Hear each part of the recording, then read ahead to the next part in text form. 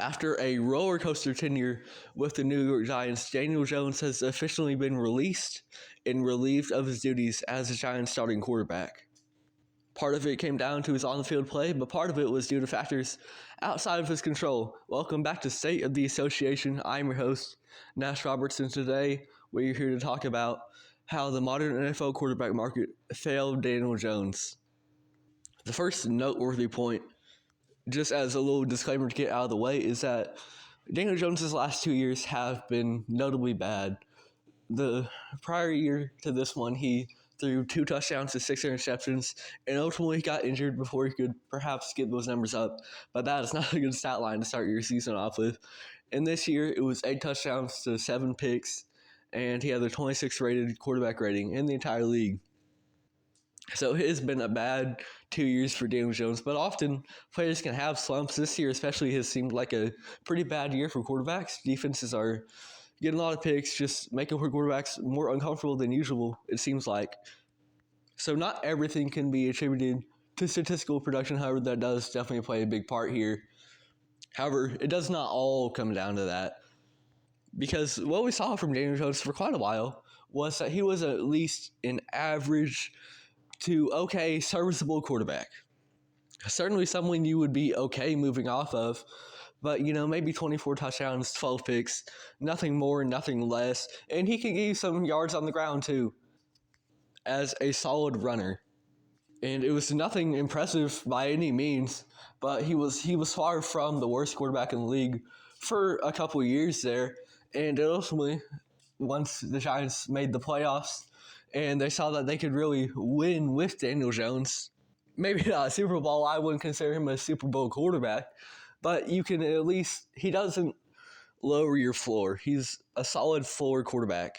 And that does come down to kind of his average serviceable play. Nothing more, nothing less. And he gets this big contract from the New York Giants. And it's criticized at the time, perhaps rightfully so, given what we've seen now. But the Giants, they did feel like they wanted to find that stability at the quarterback position. Whether it was just Daniel Jones, even if that's not that impressive, you got to the playoffs with him. He's not dragging you down too much, at least until you get to the playoffs, because once again, he's not necessarily a Super Bowl quarterback. But the Giants liked what they had enough to give him a 4-year, $160 million extension and move on from paying Saquon instead, because they value that quarterback position more. And that is where our first issue arises. And I had 2 issues to talk about today. I think it really does loop around to really come down to the same key things. So this is where our proper issue arises. And that is just the fact that the salary cap keeps going up. So these quarterbacks, they keep getting a lot of money.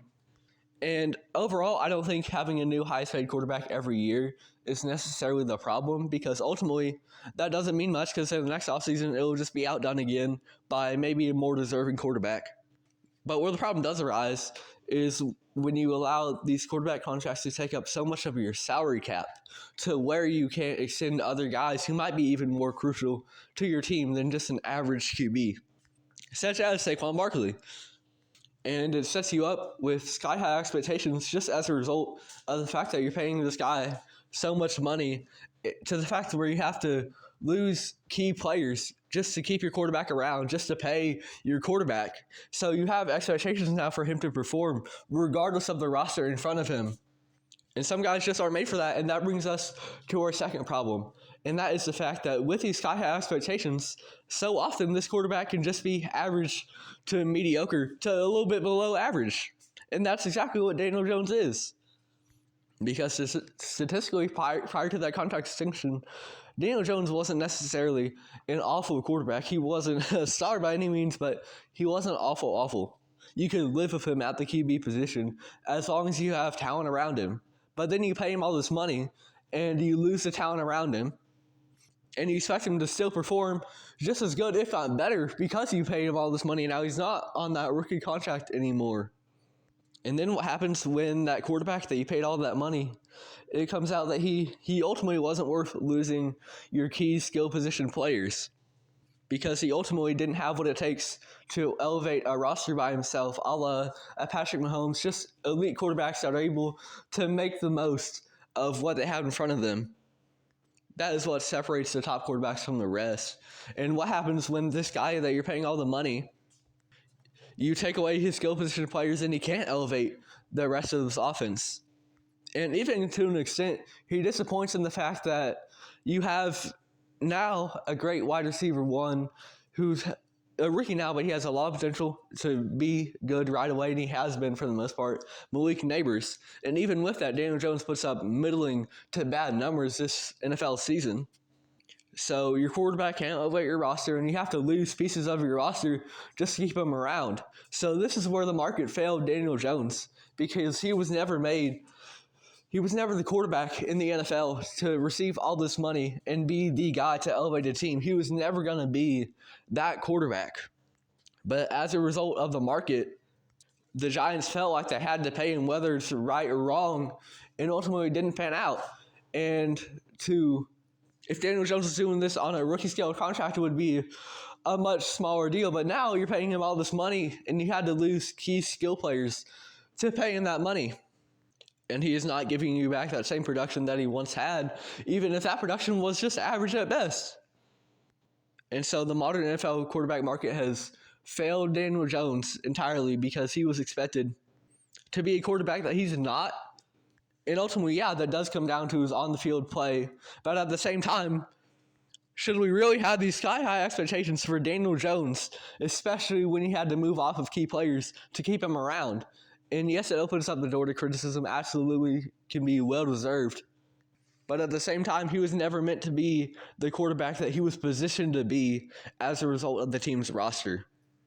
He was never meant to be the guy to take that team to the next level. That is not who Daniel Jones had been as a quarterback. He did his best in the offense when he didn't have to do too much, and that limited his potential to have negative plays. But then you open up the doors to where Daniel has to do a little bit more with a little bit less, and he is not able to do that. So it comes down to on-the-field play, the quarterback market in general, all these quarterbacks getting big contracts, taking up much of the salary cap, and that's setting up expectations for Daniel Jones, who was just never that great of a quarterback to justify that big money in the first place, because he can't elevate the roster. And that's how the modern NFL quarterback market has failed Daniel Jones. Now they move on from him, hoping to find a better quarterback. And based off this season, that might not be difficult, but it's never guaranteed. And that's why you do pay your quarterback this much money, even if they are average, because it's not guaranteed that you're going to find another one that's even that good. You might have a draft bust, or you might have a bad quarterback draft class in the first place.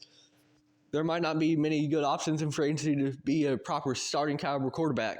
So that's why you pay them all this money, but then they have expectations to be your franchise guy, and they just aren't capable of that. And Daniel Jones is just the most recent example.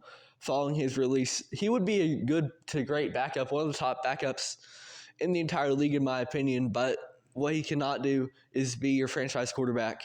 And by giving him all that money, you set up those expectations for him just as a result of, this is a guy that we were trusting in. And ultimately, he was not able to live up to that, whether they were unfair expectations or not, due to his lackluster on-the-field play. He lost his supporting cast, but at the same time, he got Malik Neighbors, and his production this season was still leaving a lot to be desired. And so some of it does come down to Daniel Jones, some of it comes down to the NFL quarterback market. But Daniel Jones' tenure as a New York Giant, through all these factors, is officially over. And that is all for today's episode of State of the Association. I am your host, Nash Roberts. Thank you for listening.